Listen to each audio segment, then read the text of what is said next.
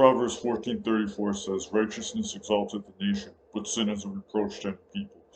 In regard to fornication, the CDC website says that 40.5% of all births in the USA for 2020 were to unmarried women. That number would be much higher without abortions. The percentage in 1960 was 5%. According to a study on Statista.com's website dealing with the question, do you think sex between an unmarried man and woman is morally acceptable or morally wrong? Only 28% of Americans said that it is morally wrong. And that is one of the less damning studies that I saw in relation to this topic. 1 Corinthians 7:2 says, "Nevertheless, to avoid fornication, let every man have his own wife, and let every woman have her own husband."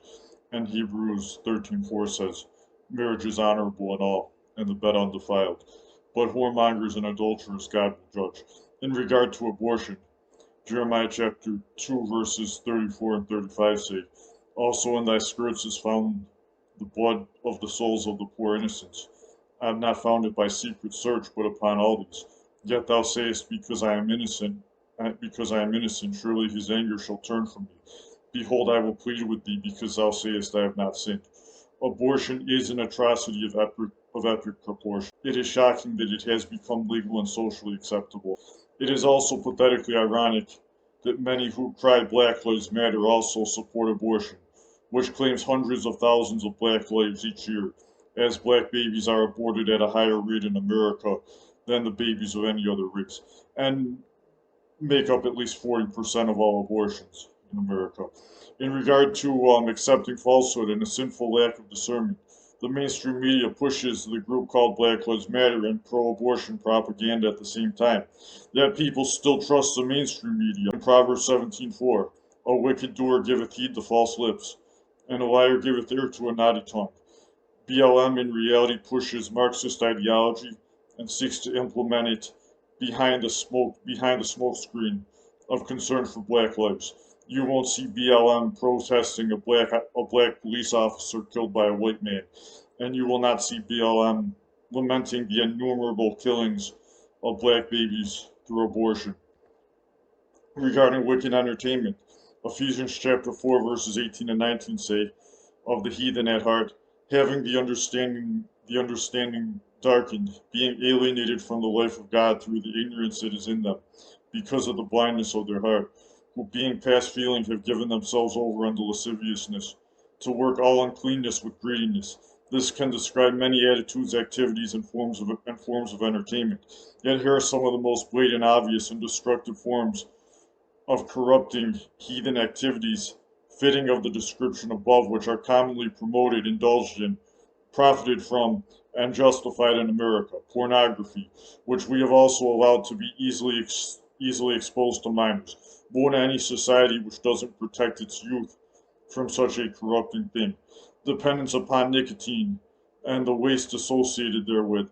Dependence upon drugs and alcohol, including abuse of prescription drugs, along with the impaired sobriety associated therewith and the waste associated therewith.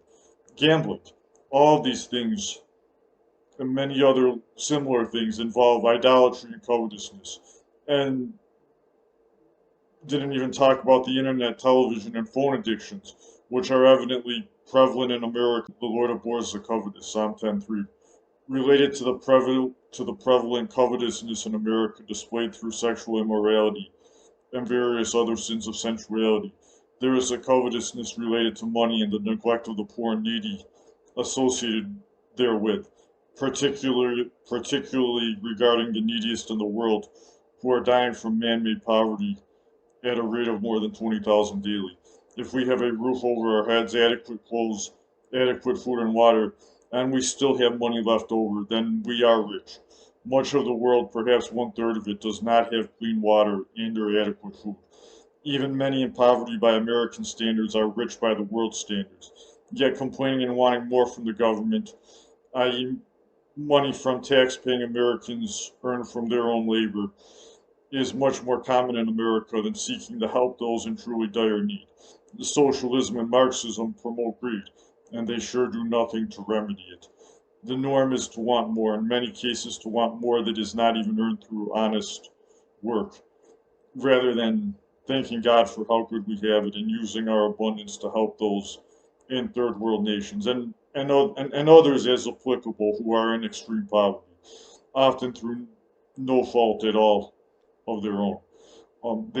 Such are crying for help at this very moment, and most are too busy with vain things to even be able to hear their cry. Proverbs 21:13 says, "Whoso stoppeth his ears at the cry of the poor, he also shall cry himself, but shall not be heard." Americans, though in general, are too wrapped up in their lives and their plans to do the good before God which He requires.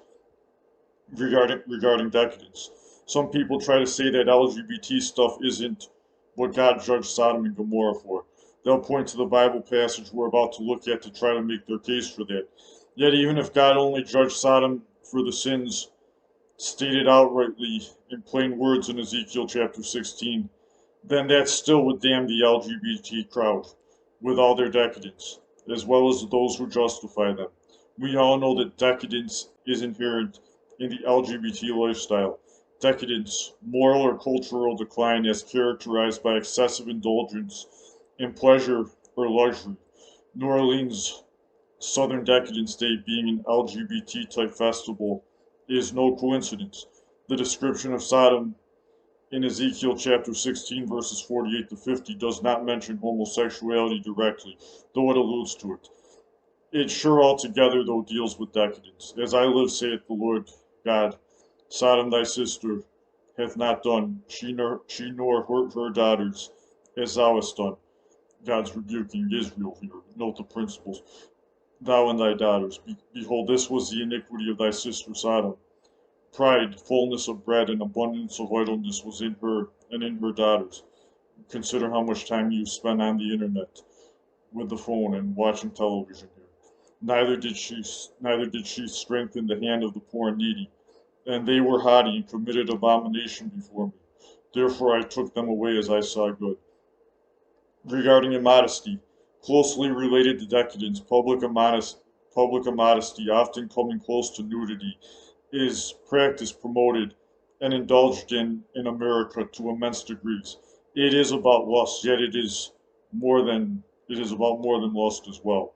It is defrauding if it is attracting to someone, advertising something they cannot righteously obtain. Otherwise it is inconsiderate. It also provokes strife. In other areas of life we acknowledge that showing off is not right. Above all, immodest dressing contends with God's verdict that mankind should be clothed after he fell into sin. One of God's first acts after the fall was to clothe Adam and Eve with the skin of an animal. By God's estimation, the fig leaves they sewed together weren't adequate. Yet they covered more flesh with the fig leaves than many cover now in their immodest clothing. Regarding debt, further related to decadence, the debt that Americans pile up irresponsibly and often over frivolous things, and in relation to loving pleasure more than God, is also vast. You can look up the stats about that yourself. So many borrow for things which they could easily do without, and or borrow without the absolute intent or resolution to pay back. Psalm 37:21 says, "The wicked borroweth and payeth not again, but the righteous showeth mercy and giveth." Many even want this theft justified and sanctioned by the law, and they've had some significant victories recently too. We are driven much further into debt by corruption at the highest levels, and especially one imposter entity which controls the U.S. financial system, and it's not even federal, like its name falsely implies. And this entity is so powerful that those behind it even control the mainstream media enough so that this entity is very rarely scrutinized and never exposed as a criminal entity, which it is. Yet the general population's covetousness and its overall unrighteous ways give reason to believe that this entity and the oligarchs associated with it are a fitting judgment, and these oligarchs will get theirs too in due time as well. Continuing on with decadence, and now dealing directly with LGBT stuff. Our society is just so smart. I'm saying that sarcastically, we've just discovered that most of mankind, especially the societies influenced by Christianity, were wrong all this time. We know better now, don't we? No, cultures can quickly become corrupt and justify horrid things through lack of sobriety, vanity, and the cowardice of its population. The concept that mankind has been steadily evolving morally has been proven foolish, especially in the 20th century by the two great world wars and the many experiments of the practice of leftist ideology, communism, Marxism, which has consistently resulted in mass oppression and murder. Take away the decadence, take away the evil associated with Sodom, described above in Ezekiel chapter 16, and then see if there is any place left for the LGBT stuff at all. It simply cannot exist without these things. Our society would not have even come to accept the LGBT stuff without these things already abounding within. You want to basically see how much of society has accepted LGBT stuff. Look at how decadent it is. Hear God's verdicts about things related to this. Leviticus 18:22, Thou shalt not lie with mankind as with womankind.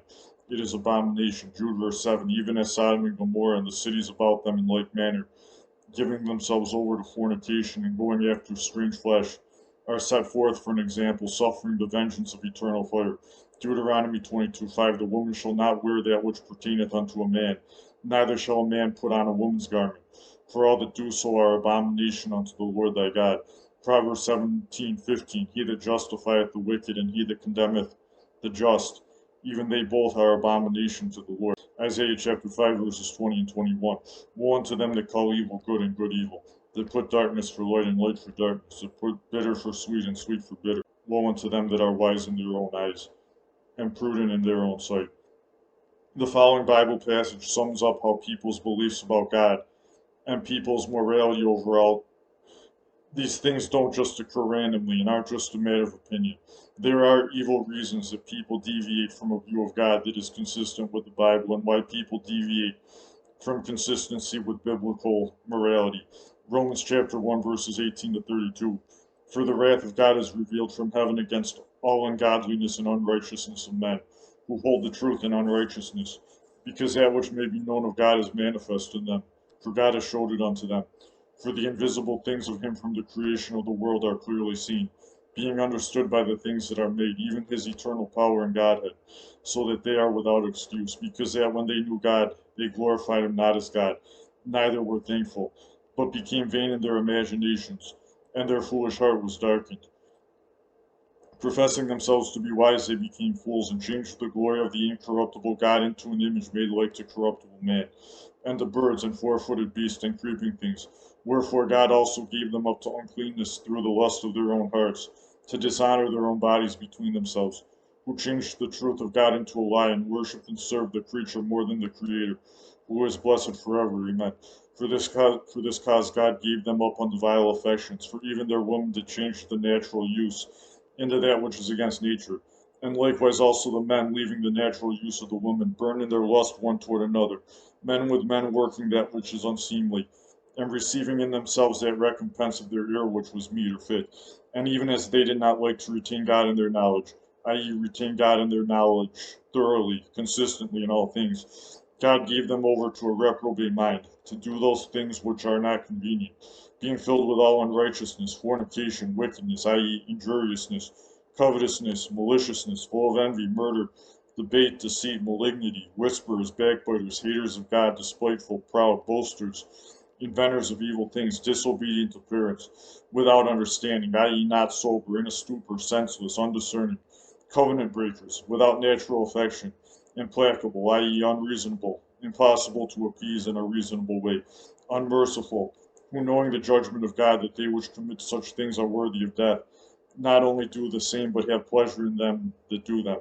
Regarding idolatry, falsehood, and error in churches, keeping in mind the above passage, which shows that people's beliefs about God and people's morality don't just occur randomly and aren't just a matter of opinion. There are evil reasons that people deviate from a view of God which is consistent with the Bible, and overall deviate from consistency with biblical morality. The situation then in the realm of professing Christianity doesn't help with the dire state of America. Since the Christian church is supposed to be the salt and light of the world, then it is logical to conclude that the exceedingly wicked and pathetic moral state of America is rooted in the corruption of that which passes as Christianity, and the pathetic impact and poor witness of that which goes under the label of Christian in America. A 2021 survey by George Barna and the Cultural Research Center at Arizona Christian University found that though 69% of the U.S. population profess to be Christians and 51% of Americans claim to have a biblical worldview, only 6% of Americans actually have a biblical worldview, including only 9% of those who profess to be born again Christians. And a 2022 study by the same concluded that only 37% of American Christian pastors, I have that in quotes, have a biblical worldview. And this is dealing with very general questions which don't even address extremely key aspects of biblical doctrine. And this is not even taking hypocrisy into account. Many who give right answers do not live accordingly. So who knows how low the number of faithful biblical Christians would be if all these things could be factored into such a study. The Bible warns about perilous times where the wicked won't just be the heathen of society, but the heathen will also profess to be Christians and will abound in churches which are labeled as Christian. We are obviously in such a time, to say the least. A lot more could be said about America's enmity with God. We haven't even talked about the rampant adultery in America, nor the filth which comes out of Hollywood and goes out into the whole world. This is also not getting into the vast opposition to righteous law enforcement, nor the hypocrisy in those who justify illegal immigration, and the no human should be considered illegal crowd, and no one really believes that when the crime hits home.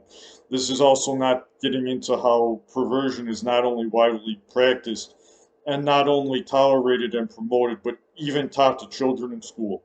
Much prevalent evil has not been covered, and much has not been talked about with the depth and detail that it could have been talked about without being nitpicky, nor overly harsh, nor treating such things as a bigger deal than they really are. Remember then Proverbs 14:34, righteousness exalteth the nation, but sin is a reproach to any people. The Bible also says in Psalm 33, verses 13 to 15, the Lord looketh from heaven, he beholdeth all the sons of men. From the place of his habitation he looketh upon all the inhabitants of the earth. He fashioneth their hearts alike, he considereth all their works. And we also read in Amos 4, verses 11 to 13, I have overthrown some of you, as God overthrew Sodom and Gomorrah, and ye were as a firebrand plucked out of the burning. Yet have ye not returned unto me, saith the Lord. Therefore thus will I do unto thee, O Israel. And because I will do this unto thee, prepare to meet thy God, O Israel. For lo, he that formeth the mountains, and createth the wind, and declareth unto man what is his thought, that maketh the morning darkness, and treadeth upon the high places of the earth. The Lord, the God of hosts, is his name. God destroyed Sodom and the cities around it for things which prevail in America on a much grander scale, and Sodom had no Bible. Whatever the true God, the God of the Bible, intends to do with America, make sure you are not part of the enmity with God in this nation. He deals with both nations and individuals. Be sure that God noted the many times people and nations have hardened their heart against him, both within and without the recorded instances in the Bible. He also notes when men forsake their sin and cry out to him in repentance too. He is especially noting everything for the day of judgment when all people, small and great, will stand before him, where eternal consequences will be meted out, involving eternal punishment and eternal blessedness. That is a sure thing for every individual, and you are not guaranteed tomorrow. End your enmity with God quickly.